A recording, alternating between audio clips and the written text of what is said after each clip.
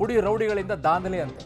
ಜನ ಚೀತು ಅಂದ್ರೂ ಇಲ್ಲ, ಮಾನ ಮರ್ಯಾದೆನೂ ಇಲ್ಲ, ಏನೂ ಇಲ್ಲ. ಲಾಂಗ್ ಮಚ್ಚ ಹಿಡ್ಕೊಂಡ್ಬಿಟ್ಟು ಸಾರ್ವಜನಿಕರ ಮೇಲೆ ಹಲ್ಲೆ ಮಾಡೋದಂತೆ.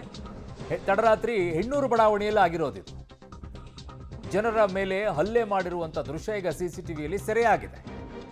ಘಟನೆ ಸಂಬಂಧ ಮೂವರನ್ನ ವಶಕ್ಕೆ ಪಡೆದಿದ್ದಾರೆ ಪೊಲೀಸರು. ಏನ್ ಮಾಡ್ತೀರಾ, ವಶಕ್ಕೆ ತಗೊಳ್ತೀರಾ, ಅವರ ಬೈಲೆಲ್ಲ ಆಚೆ ಹೋಗ್ತಾರೆ. ಸರ್ವಜ್ಞ ನಗರದಿಂದ ಬಂದು ಗಲಾಟೆ ಮಾಡಿರುವಂಥ ಶಂಕೆ ಅಂತೆ. ಓ, ಅದೇ ಕೇಸ ಇದು. ಅಲ್ಲಿಗೆ ಆಯ್ತಲ್ಲ, ಡಿಜೆಹಳ್ಳಿ ಕೆಜೆಹಳ್ಳಿ ವ್ಯಾಪ್ತಿಯಲ್ಲೇ ಬರೋದು. ಹೆಣ್ಣೂರು ಪೊಲೀಸ್ ಠಾಣೆಯಲ್ಲಿ ಅಲ್ಲಿಂದ ಹೋಗಿದ್ರಂತೆ ಇವರು, ಅಲ್ಲಿ ಹೋಗಿ ಮಾಡಿದ್ರಂತೆ.